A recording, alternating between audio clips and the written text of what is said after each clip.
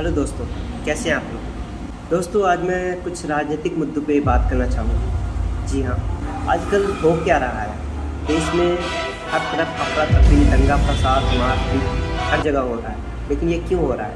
क्या इसमें जनता की गलती है या पॉलिटिशियन इसमें शामिल हो रहे हैं? जी हाँ, बहुत बड़ा मुद्दा बन गया है। लेकिन इन सब का एक ही कारण है: शिक्षा, इलाज और सामाजिक व्यवसाय। जी हाँ, इसका जिम्मेदार कोई और नहीं, हम ही हैं। हम जिसको वोट देते हैं उनसे एक सवाल नहीं पूछते, हम उनसे इतना डरते हैं जैसे कि वो हमारे लिए भगवान या देवता, गॉड ऐसा कुछ हो। लेकिन वो ऐसा नहीं है। वो हमारे और आपके जैसे आम इंसान हैं। वो हमारे और आपके जैसे जीते हैं और हम ही ने उनको बड़ा किया है, ऊपर उठाया है। तो उसका हक बनता है कि अगर उसको मैं ऊपर उठाया हूँ तो उसको मेरे जीने के लिए आगे की सोचना चाहिए। क्योंकि देखिए, हम सब जवान हैं तो चलिए ठीक है, जवान तो कैसे भी कर जाते हैं। लेकिन जो बुढ़ापे आ जाते हैं ना, जो दिक्कत सहना पड़ता है ना बुज़ुर्ग लोगों को, उसमें सरकार को सबसे ज़्यादा हिम्मत दिखानी चाहिए। क्योंकि आजकल यही मुद्दा बन गया है कि राजनीतिक में हर कुछ बोल देते हैं, हर कुछ मान लेते हैं, लेकिन करने के लिए एक भी चीज़ नहीं होता है। क्यों? क्या वो कर नहीं सकते? नहीं, कर सकते हैं, बट वो करना नहीं चाहते। ऐसा क्यों हो रहा है? लालच, कुछ पैसों की। वो सोच नहीं रहे हैं कि इस पैसों से होने वाले कुछ नहीं है। अगर इसी पैसे से आम पब्लिक को सुरक्षा दें, आज़ादी दें, तो ये आम आदमी इतना कुछ कर सकता है जितना कि आप सोच भी नहीं सकते। सरकार के पास बहुत पावर है, बहुत शक्ति है, लेकिन वो बेवजह यूज करते हैं। अब देखिए, आजकल भाजपा और कांग्रेस बीच हो रहा है, लेकिन ये भाजपा कांग्रेस की बात नहीं है, ये है सच की बात, सच और झूठ का। हर कोई झूठ बोल के आगे बढ़ जाता है, सच बोलने वालों की कदर कोई नहीं करता। क्योंकि यहाँ होता ही ऐसा है, हर कोई की लालच होता है, हर कोई देश में आगे बढ़ना चाहता है, लेकिन सही तरीके से जो बढ़ सकता है वो कोई नहीं, और जो करता है उसे हर कोई दबाना चाहता है। अब आप न्यूज़ तो देखते ही होंगे, न्यूज़, जी हाँ, वही गोदी मीडिया का, जो आए दिन मोदी जी का महिमा मंडन करते रहते हैं। ये कोई गलत बात नहीं है, क्योंकि वो हमारे अराजकता है, हमारे लिए बहुत कुछ करते हैं, तो उसका भी महिमा मंडन होना चाहिए। लेकिन इतना भी नहीं कि आम आदमी उससे प्रेरित हो, आम आदमी को दुख पहुँचे। ये सबसे बड़ी गलती है।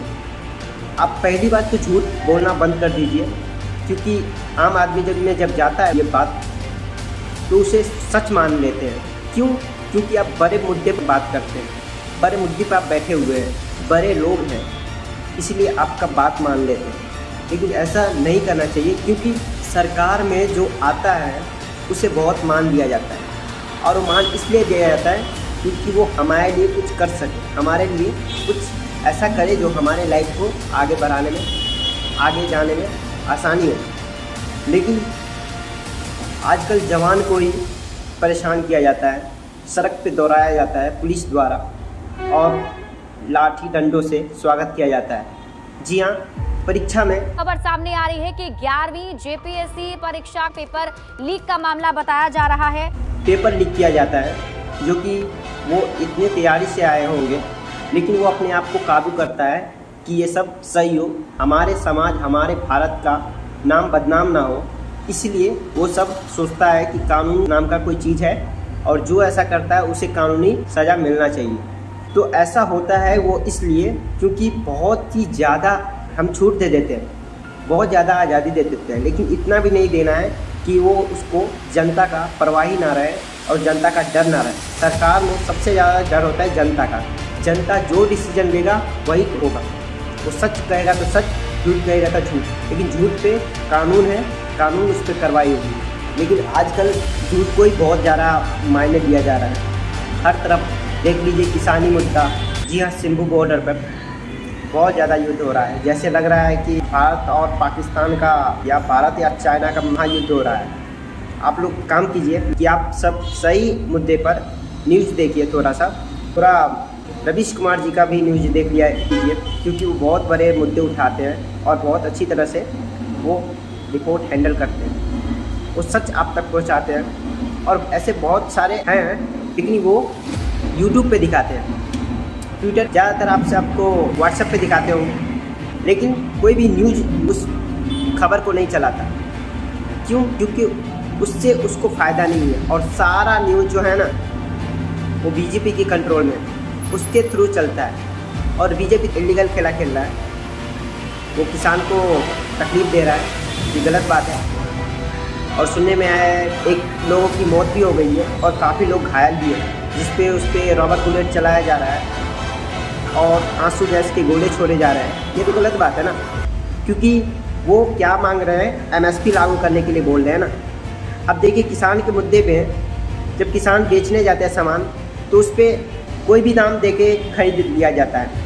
ऐसा उसके साथ अच्छा नहीं ना होता है, क्योंकि वो लॉस अगर होता है तो अगर नहीं बेचेगा वो, उसको घाटा होगा ना, सामान भी बर्बाद होगा और बिकेगा भी नहीं। और जब लीगल गारंटी आ जाए एमएसपी पर, एमएसपी लीगल गारंटी दे दे सरकार, तो उसको आसान हो जाएगा। कोई भी अगर ख़रीदार खरीदने के लिए आएगा तो उसे एमएसपी के लीगल गारंटी पर खरीद सकता है। और अगर बच जाए तो सरकार से खरीद सकता है लीगल गारंटी एमएसपी पर, तो वो लागू क्यों नहीं करता। और दूसरा देख लीजिए मुद्दा बेरोजगारी, जो सबसे बड़ा मुद्दा है आजकल भारत में, वो क्यों नहीं ऊपर उठाया जाता है बात, क्यों दे नहीं सकते। देखिए सरकारी नौकरी 2019 से 2022 के बीच सरकार ने 2 लाख युवाओं को सेना भर्ती के लिए चयन किया था। वे ज्वाइनिंग लेटर का इंतजार कर रहे थे, तभी सरकार ने 31 मई 2022 को अग्निपथ स्कीम लाकर देश सेवा का उनका सपना तोड़ दिया। अब वे बेरोजगारी, हताश और निराश के कारण आत्महत्या करने पर मजबूर हैं। तो क्या देश के जवानों के साथ आप इस तरह भावनाओं को पीड़ित करेंगे, इस तरह आप उसके भावनाओं को उसके साथ खेलेंगे? ये तो गलत बात है और देश इसके लिए कभी भी सक्षम नहीं होगा। इसलिए देश की जनता देख रही है और देश की जनता ये समझ रही है कि क्या सही है और क्या गलत है। मेरी विनती है कि आप इन पर सही कदम उठाएं और देश के जवानों को रोजगार दें, शिक्षित करें और उन्हें आगे बढ़ाने की कोशिश करें। इलेक्शन आने वाले हैं, जीआई इलेक्शन, इसमें 2 ही का सबसे ज़्यादा ऊपर नाम चल रहा है, भाजपा और कांग्रेस, इन दोनों के बीच ही कुछ होगा। लेकिन सरकार कोई भी बने, हमारा मानना ये है कि अगर सरकार में जो भी आए वो कायदे कानून से चले, वो गरीबों के लिए लड़े, वो आम इंसान के लिए सबसे ज़्यादा महत्वपूर्ण रहे, सबसे ज़्यादा शिक्षित को प्रेरणा दे, उसे आगे बढ़ाए। क्योंकि देश में जब शिक्षा बनेंगे तो ही देश आगे बढ़ेगी और देश को नाम रोशन इसी वजह से होगा कि हमारे देश में इतने टैलेंटेड लोग हैं। और देश को इन पर ध्यान देना चाहिए और जो भी सरकार में आए उसे मायने मुद्दे पता होना चाहिए और देश के लिए आगे का कार्रवाई करें। बहुत बहुत धन्यवाद।